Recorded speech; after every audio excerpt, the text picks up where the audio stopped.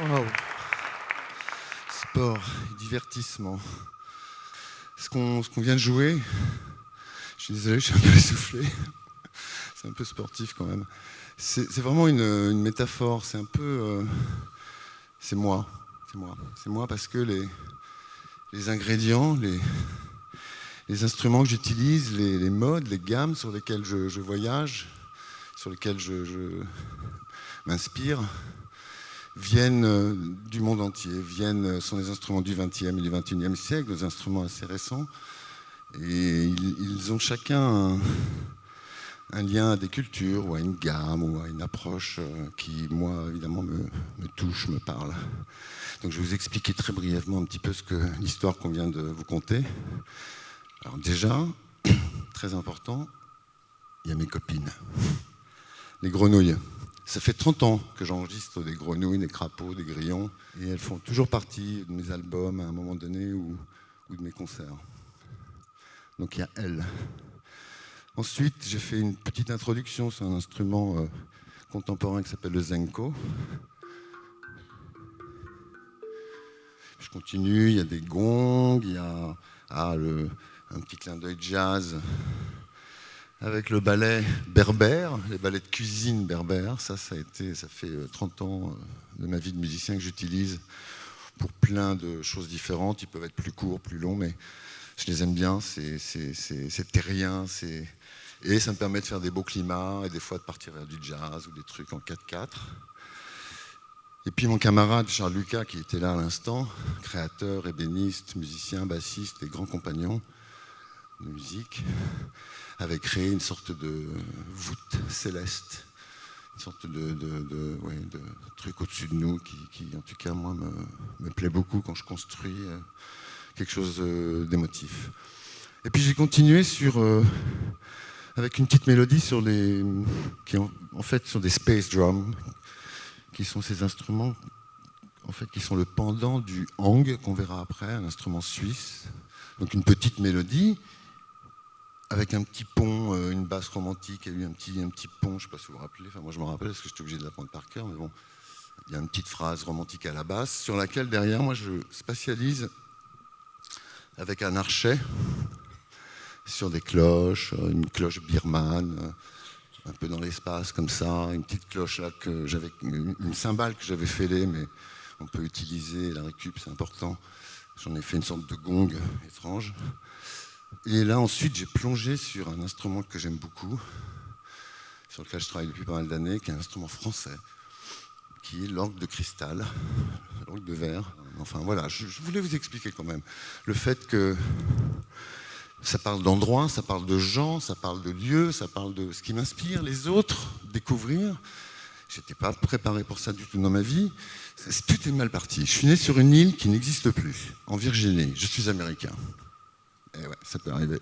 Donc je suis né là, en Virginie, dans ce coin, et j'ai un peu été à droite à gauche, dans des forts militaires, et j'ai eu la malchance d'être élevé par un homme ultra, méga, extrêmement, atrocement, cruellement violent, raciste, mais alors, avec plein de S dans raciste, j'exagère. Non, j'exagère pas. Parce qu'il faisait partie du Ku Klux Klan. Ouais, ça existe. Mais là, c'était il y a quelques années.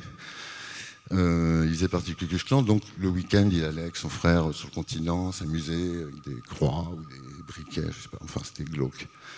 Et donc, c'était pas un homme qui aimait beaucoup les autres, il n'aimait pas beaucoup les différences. En tout cas, lui, il était tellement nerveux et pas content et tellement pas aimant qu'il m'a même retiré de l'école parce que dans ma classe, il y avait un noir et j'ai fait copain avec ce noir. Donc, il est venu me buter devant tout le monde, il m'a retiré de l'école. Ce qui fait que jusqu'à 10 ans, j'étais dans une petite île de Floride, c'est idyllique, c'est magique, enfin, a priori. Mais j'allais pas à l'école et c'était franchement un brin tantinet ennuyeux, pour pas dire autre chose. Mais au loin, il y avait des cargos qui passaient. Et tous les soirs, il y avait des DC-3, c'est des avions Douglas bimoteurs, vous avez déjà vu ça dans Tintin, ou peut-être on en voit des fois encore. La Postale, Air France, ils ont eu, c'est un avion fabuleux. Et il y avait une escadrille d'avions, 3 avions, le Mosquito Squad, qui rasait l'île, qui rasait les îles. J'étais dans les Keys, je vais peut-être pas dire. Et ils rasaient les maisons en balançant, je trouvais ça génial, bon, on m'avait pas dit ce que c'était, peut-être que ça arrangeait le beau-père, c'était du DTT. Mais ce qui est fou, c'est que moi je les attendais, mais c'était carrément, oh là là, la musique des deux moteurs, là, du DC3, je l'ai encore en tête. Enfin bon, voilà, en tout cas, c'était la seule échappatoire. Mais il y a eu un miracle, c'est-à-dire que tout d'un coup, ils ont décidé de m'abandonner. Youpi, merci, thanks. Le plus beau cadeau de ma vie. Ah non, mais vraiment. Et bon, à partir de là, on m'a un peu ballotté à droite à gauche, et on m'a amené en France. Ouais, génial. Enfin bon, l'hiver, au mois de novembre, j'ai un peu pas compris, mais youpi quand même. Floride, banlieue de Paris. Mais c'était des gens très humbles, très aimants, très simples, des ouvriers. Donc c'était intéressant, je me retrouvais dans un contexte complètement différent et dans un monde différent où il fallait apprendre très vite. Moi j'avais quand même toujours dans l'idée de comprendre, de continuer à voyager, donc j'étais un peu précoce. Et la musique est arrivée tout d'un coup, parce qu'il n'y avait pas de musique chez nous à la maison, c'était interdit, enfin, je ne me rappelais pas, peut-être dans la voiture des fois. Mais là tout d'un coup en bloc, les Beatles. Les Beatles. On ne peut pas s'en lasser, c'est tellement inventif et génial.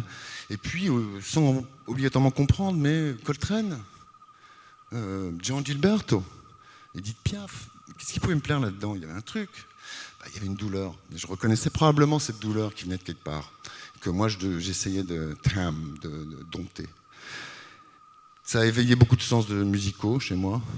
J'ai bourlingué un peu partout, Europe, j'ai adoré la Yougoslavie, la Grèce, la Turquie, tout ça. Et puis je repartais, et puis voilà. Et il y a eu le Danemark. Je me suis dit, tiens, c'est intéressant. Faut dire qu'à ma génération, il y avait la conscription américaine, il y avait le Vietnam. Moi, j'avais été élevé par les militaires, salut au drapeau tous les matins, tout, etc. Donc ça me pendait un peu au nez.